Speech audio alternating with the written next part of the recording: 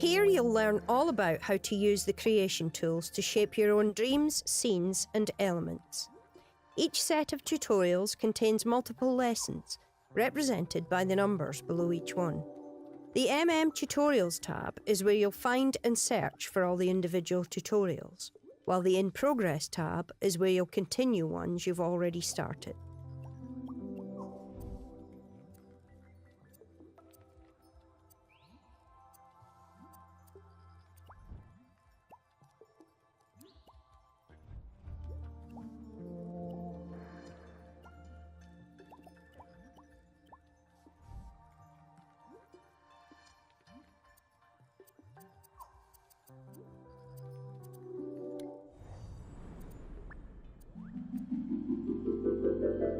Welcome to the second Start Dreaming tutorial. Now that you've got the hang of moving things around in edit mode, you can manipulating objects. Just as well, because Connie's friend Cuthbert fell asleep in the Dreamiverse and got stranded. We need to fix those platforms if she's going to reach the flag and get to Cuthbert. Before we start, you can switch to play mode to see how a player would experience this scene. You'll always need to test things out in play mode while dream shaping, so it's a good habit to get into. Press the Options button. Then select the controller icon with X. Once you're in play mode, take control of Connie with R2 and we'll see how far she can go. Start by jumping over to the first platform. Ouch! Looks like it's too far for Connie. Move that first platform closer. To do that, head back into edit mode. So open the Options menu and select the button with the pencil icon. Once you're in edit mode, move on to the next step.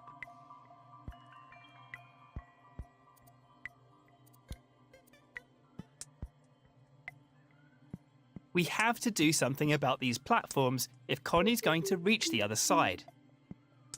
First, let's get a good look at them. Move your view side onto Connie and the first pink platform. Don't forget, you can hold L1 while using the left stick to strafe up and down. See the dotted outlines? That's where the platforms should be. So let's put them in place with the Move tool. The imp has this equipped by default. To move things, hover the tip of your imp over them and press and hold R2. Move where you want it and release R2.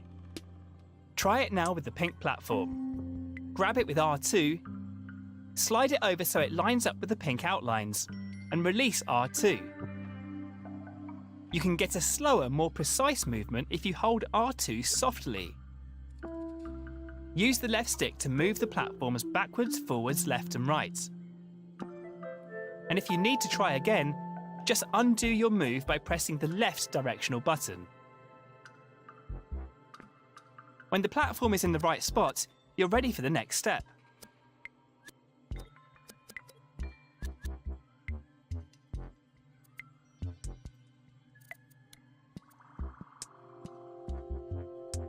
Now the first platform is in position.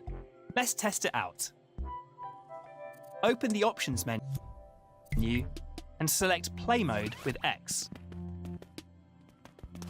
Connie's on the starting platform, ready for another try.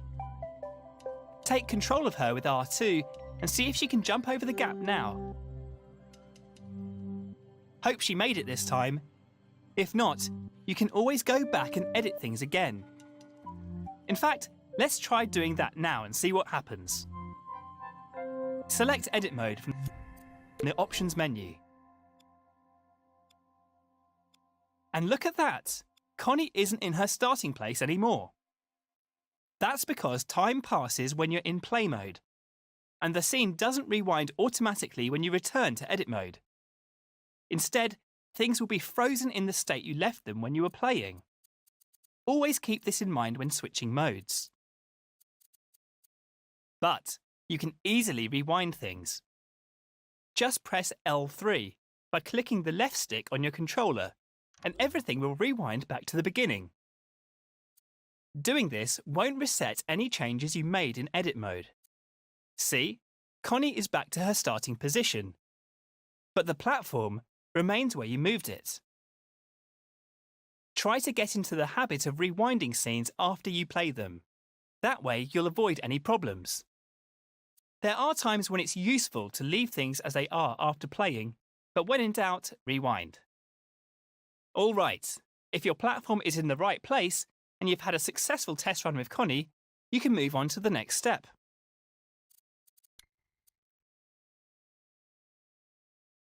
Let's sort out the next platform now. It's the blue one that's lying on its side. Before you can match it up with the outline, you'll need to stand it upright. So, you'll have to rotate it first. You can rotate objects in edit mode by grabbing them with L2. That's right, we won't be using R2 this time. When you grab things with L2, using the motion sensor function and the control sticks will rotate them instead of moving them around the scene. Give it a go now. Hover over the blue platform, then press and hold L2. Now you can rotate it by tilting your controller, which is a great way of making smaller adjustments. You can also rotate it fully by using the left and right sticks while holding L2.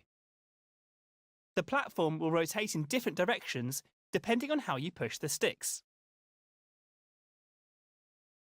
The motion sensor function is disabled when you do this, so you don't have to worry about tilting your controller. If you want to reactivate the motion sensor function, just let go of the shape and grab it again with L2. Bear in mind that your imp's tip is at the center point of the rotation, so you can grab the platform at different points and see how it affects the rotation. All that rotating has made a bit of a mess. So let's undo all that with the left directional button and start again. Grab and hold L2 over the platform and try to rotate it into a vertical position. Once you have it more or less upright, you can let go of L2. And this time, grab the platform with R2 so you can move it into the matching blue outline. Remember, holding R2 more softly will let you move the platform with more precision. And if you're feeling really adventurous, you can try rotating it with the touchpad too. That's quite a lot of buttons to remember, isn't it? Well, if you ever forget what to press, just look at the prompts around your imp, top left of the screen with X. They'll tell you what buttons you can use in any situation. Practice rotating things with L2 until you're comfortable, then move on to the next step.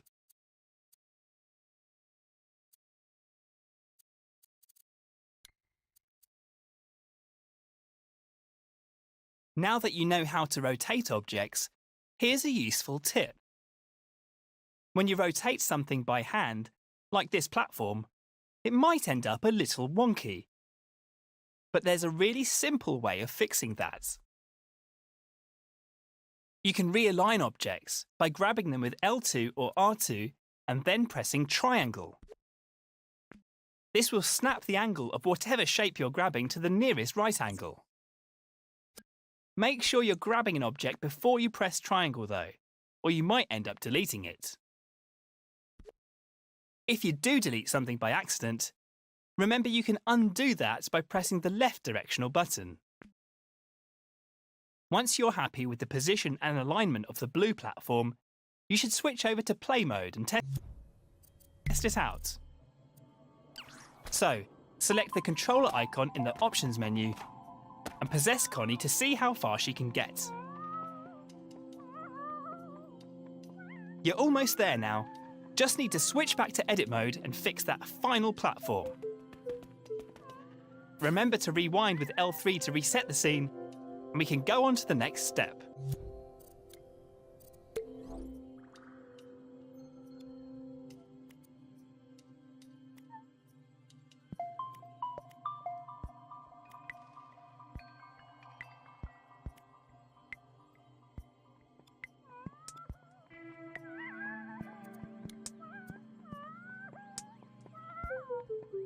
Now it's just us and the orange platform. But, it looks a bit small compared to the others. I'm not sure Connie will be able to use it, no matter how much you rotate it. Let's start to make objects bigger, or as we dream shapers say, scale them up. Scale objects up or down by using the up and down directional buttons. Try hovering over the orange platform now, and hold the up directional button to make it bigger. The orange square on the floor tells you what size the platform's base needs to be. It's also a good idea to get the top of the platform level with all the others. Remember how the imp was the centre point of a rotation earlier? Well, here its position determines where the object scales from. Try hovering over the platform in different places and see how that affects the scaling. And if it gets too tall, you can just hold the down button to shrink it. Now that you know how to move, rotate and scale things, you should be able to get the orange platform into its matching frame at the right height. All right, when everything is where it should be, go into play mode and see if Connie can reach the flag.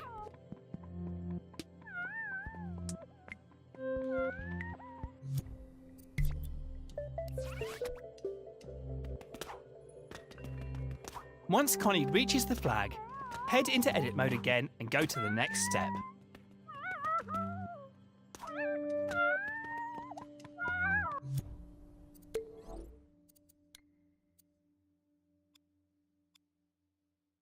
Connie and Cuthbert have been reunited, but now they've got to find a way out before Cuthbert falls asleep again. So let's learn how to add a door. Go to the Assembly menu, which is the row of buttons at the top of the screen. The Assembly menu disappears when you're busy working on a scene, to make sure it doesn't get in the way. So if you can't see it, just press square to open it. Here you'll find all the assembly tools and gadgets. It's also where the search button lives, the one with the magnifying glass. Select it with X now. The search button takes you to the Dreamiverse, where you'll find all the things created by dreamers from around the world. But for this tutorial, I've selected a collection of elements that you can use in this scene. Let's see if we can find a door in the Start Dreaming collection. Select it with X. So, what elements do we have in the Start Dreaming collection? Look around. Ah, there it is, a door. Select it with X now. And now that your imp has it, you can scale it with the up and down buttons, or rotate it with L2 or the touchpad. See the outline at the top of the final platform? That's where the door needs to go. Use R2 or X to stamp it into place. You should know this isn't just any door, it's a very special one. Because of the animation and logic built into it, it will magically open when Connie goes near it. Notice how your imp still has a door even after you've stamped it down. That's what happens with elements from the Dreamiverse. That way you can place as many as you need in a scene. We only need one door in this one though, so you can remove the door element from your imp by pressing circle.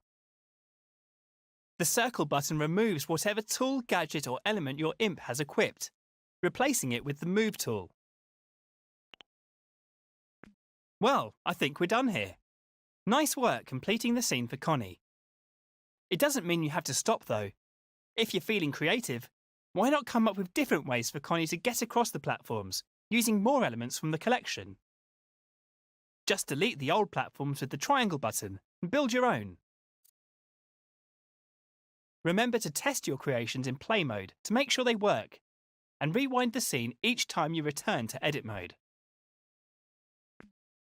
All that's left now is to switch to play mode and wander Connie straight through the door to end this tutorial.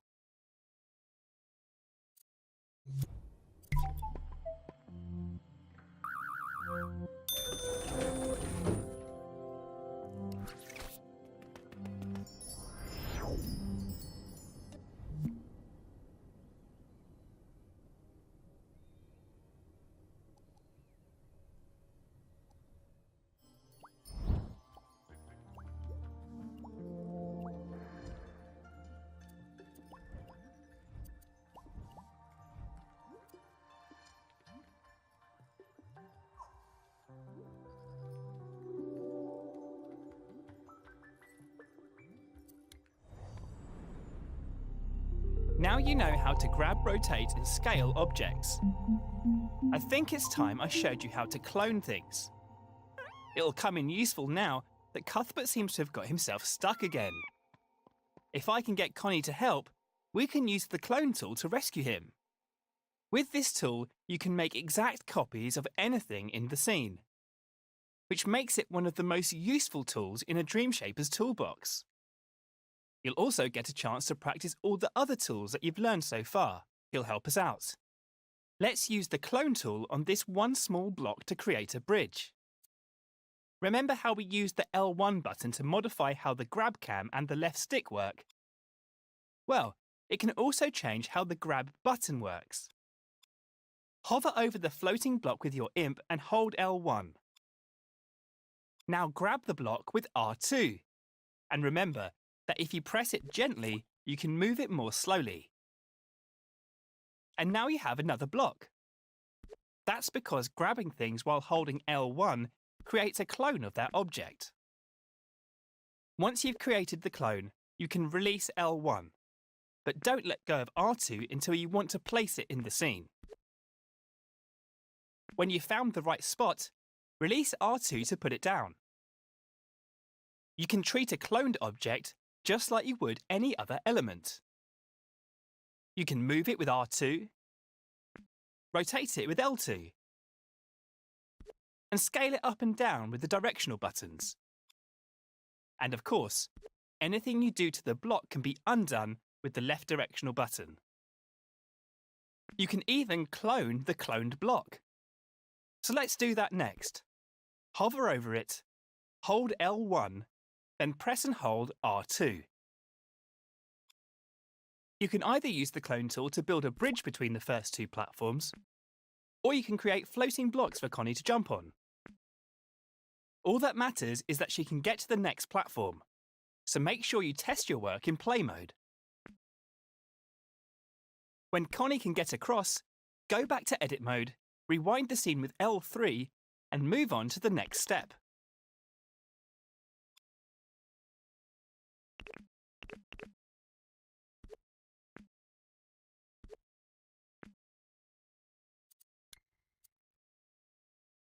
Getting Connie to that third platform looks easy enough. There's half of an arched bridge between them, so we can just clone this block to finish it off. OK then, hold L1 and grab the block with R2 to clone it. Let go of L1 to stop cloning. Then place the clone by releasing R2 to complete the bridge. That doesn't look quite right. Might need to try something different here. Why don't we rotate the clone by holding L2 over it, then push the right stick sideways? These don't match. We should probably undo everything with the left button and start again. This time, we'll make the arches match up by flipping the clone.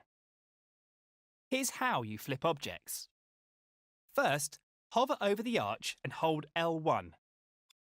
Then gently grab the arch with R2 to create a clone. Remember, release L1 once you've made the clone. You have to release it so the next part works. Here comes the cool part. While still holding the arch, click the L3 button on your controller to flip the arch horizontally. That's all there is to it. Now you try. Hold L1. Gently grab the arch with R2 to clone it. Release L1 and finally, flip the arch horizontally by clicking L3. And don't forget that you can realign the clone while you're holding it by pressing triangle. Now let's see what happens if you click R3. Nice! The arch is flipped vertically instead. We should probably line it up with the first arch now and release R2 to place it down. We probably should have flipped it back first. No problem. I'll just grab it with R2 and flip it again with R3. Time to switch over to play mode and see how things are working. If Connie can get across the bridge to the third platform, you're ready to move on. But first, return to edit mode and rewind the scene.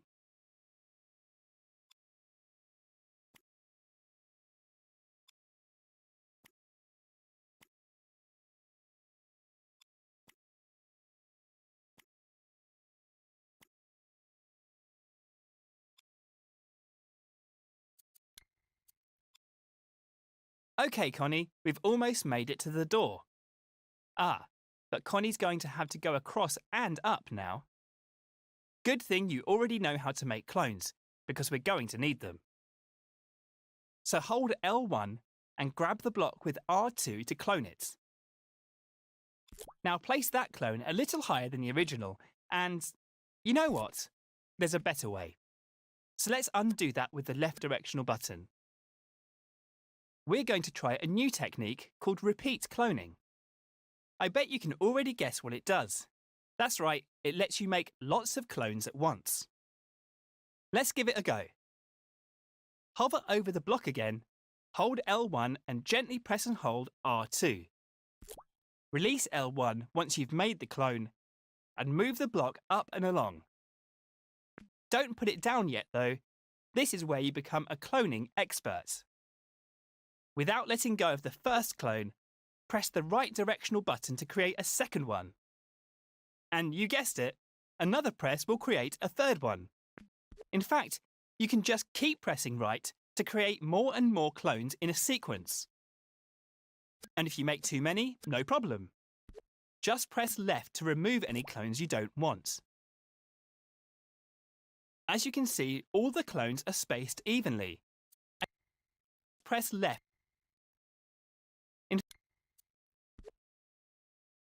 Without letting go of the first clone, press the right directional button to create a second one. And you guessed it, another press will create a third one. In fact, you can just keep pressing right to create more and more clones in a sequence. And if you make too many, in fact, you can just, without letting go of the first clone, press the right. Once you've made, let's give it a go. Hover over the block again, hold L1 and gently press and hold R2. Release L1 once you've made the clone, and move the block up and along. Don't put it down yet though. This is where you become a cloning expert. Without letting go of the first clone, press the right directional button to create a second one. And you guessed it, another press will create a third one. In fact, you can just keep pressing right to create more and more clones in a sequence. And if you make too many, no problem. Just press left to remove any clones you don't want. As you can see, all the clones are spaced evenly, and you can move the whole sequence by simply moving the clone that's on your imp. If you move the clone up, you can create a staircase. As always, put it down by releasing R2. Once the clones are in place, they won't be in a sequence anymore. You'll have to edit each block individually. See the dotted line around them? That's a selection. When you put repeat clones down, they're always selected automatically. That means you can move them as a group. If you only want to move one block, you can deselect the objects by pressing the circle button. There's a whole tutorial on selecting and grouping objects if you want to find out more. Move on to the next step when you're ready. Let's get back to the staircase. It's looking pretty good, but I have one more thing to show you before you move on. Let's get rid of all the clones we've made by pressing the left button a few times. You'll notice all the repeated clones are undone together.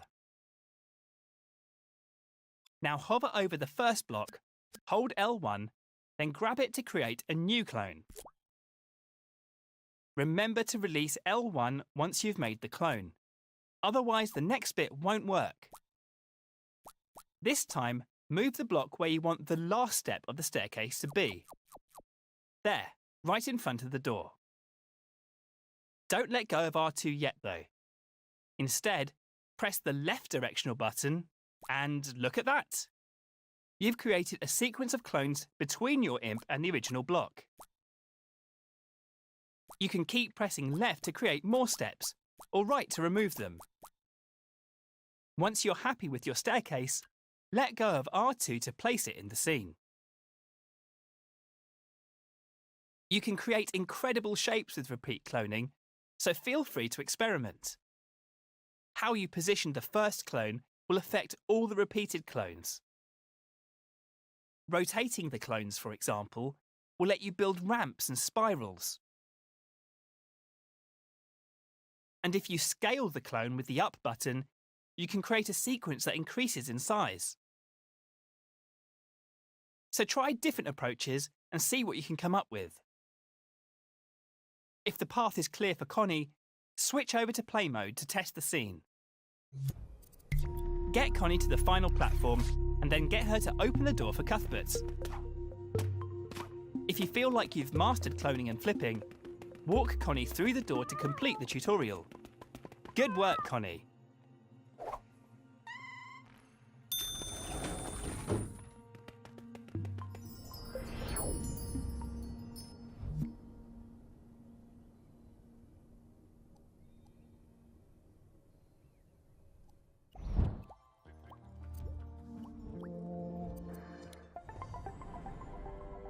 Welcome to part 4 of our Start Dreaming tutorials. This time round, I'll show you how to select and group your creations, as well as how to scope in and out of groups. I see Cuthbert has managed to get himself stranded again. Connie, how do you put up with him? What a silly cube. Well, with Connie's help, we can get him out. And at least someone left behind a block for us to use. Remember how to repeat clone blocks to create a bridge? Well, let's do that again. Move your view side on to the block and the gap. Hold L1, then gently grab the block with R2. Move it with the motion sensor function to create a clone. Just like last time, let go of L1 while still holding R2. Then press the directional buttons to make more clones.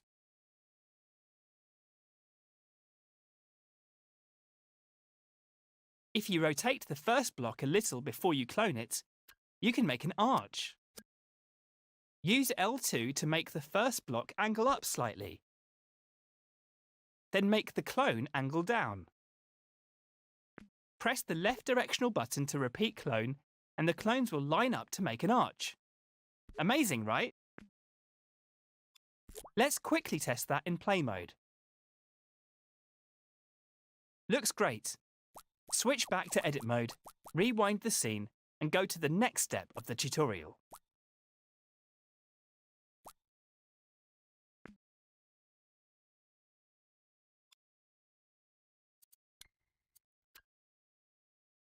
You probably noticed that all the blocks, the original one as well as its clones, were all selected automatically after cloning. You can tell when things are selected because they have an animated dashed outline. But after switching back and forth between play and edit modes, everything was deselected. So, let's select them again. All you have to do is hover your imp over one of the blocks and press X. There's the outline again. Now do the same to the rest until the whole bridge is selected. See how each block has its own outline, with a double line where they meet. That's because they're still individual elements.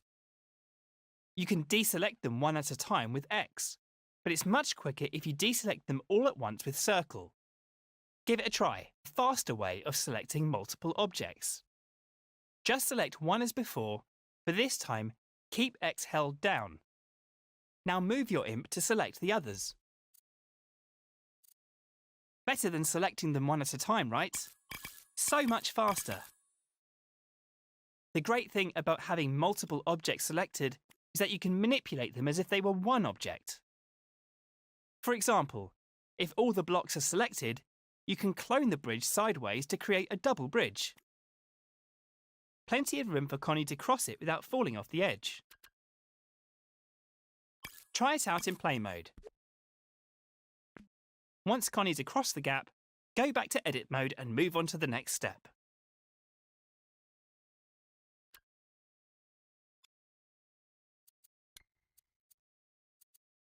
You know, this bridge would be really useful to help Connie cross to the next platform. use X to select all the blocks again. If we're going to use this bridge a lot, we can make it into a group. That way it will behave like a single element, and you won't have to keep selecting all the blocks. Notice the menu that appears at the side of the screen when you have one or more objects selected. That's a context menu, which means all the options it gives you will depend on the situation you're in. In this case, all the options are about selected objects. Look for the plus sign, which is the icon for the group button. The number next to it tells you how many objects you have selected. You can use this button now to turn all of those blocks into a group. Ta-da! The bridge is now a single element. You can tell because it has one outline around it, instead of one around each block. And if you look over at the context menu, you'll see the group button now says ungroup, in case you ever need to undo a grouping. But we still need it to help Connie now. So let's clone this bridge and place it between the second and third platforms. Just like before, hold L1 and grab the bridge with R2 to clone it, remembering to let go of L1 as always.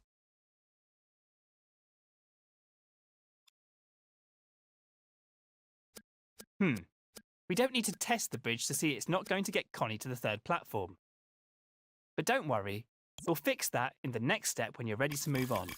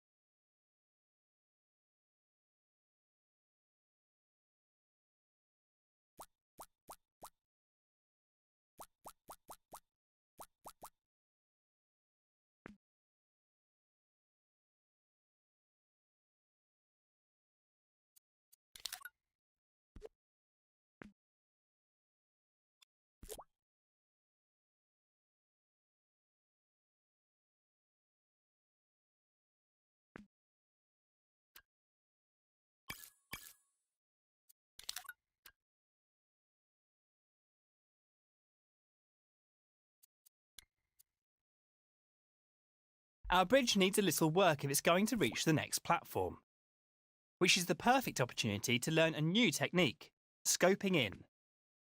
Scoping in means you can jump into a group and edit its contents individually without having to ungroup it first. And since you can only edit things inside the group, you don't have to worry about messing up anything outside it. Let's give it a try now. Select the bridge with X if it isn't already. Then, see the Scope In button near the bottom of the context menu. Ah, it's showing you a shortcut for it, L1 and X. So, hover over the bridge group, hold L1 and press X. And now you're scoped in. We can now edit all the parts as if it wasn't a group.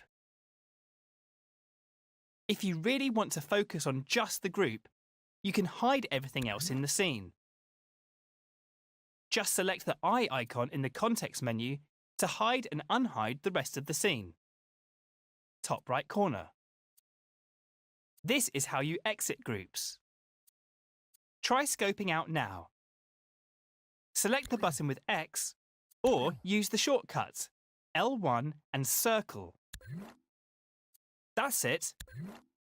Now scope back in again so we can fix the bridge.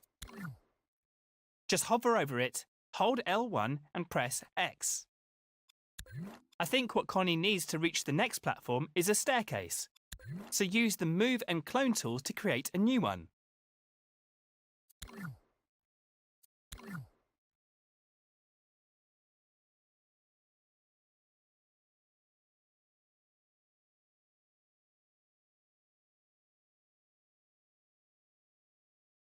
Once you've built the staircase, test it in play mode to make sure Connie can make it across.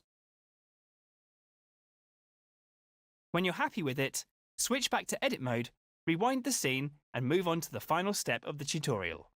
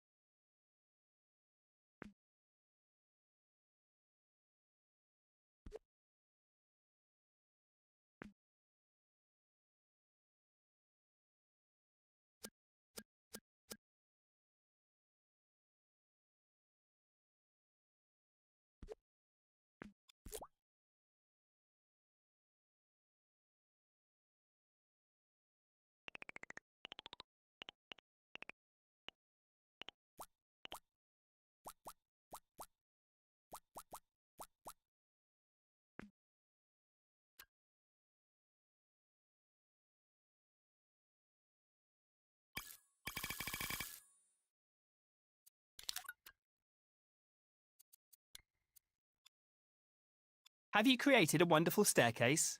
I'm sure you have. Connie just needs a little more help before she can save poor old Cuthbert from himself. Luckily, you can now simply clone your staircase group to reach the final platform. Use the clone shortcut L1 and R2 to copy the staircase group to the last platform. Don't forget to let go of L1 once the clone has been created. That's how handy groups are. If you select the group, you'll even see in the context menu a button to save the group as a new element. Saving a group as an element means you have it to use in other scenes or to share in the Dreamiverse. Saving a group as an element means you have it to use in other scenes or to share in the Dreamiverse. Now that you've mastered selecting and grouping, I'll leave you with a thought to ponder. Did you know you can also make a group inside a group? With that, I will let you experiment. Once you're happy you've mastered selecting, grouping and scoping, you have just one thing left to do. Go into play mode and take Connie and Cuthbert to the exit.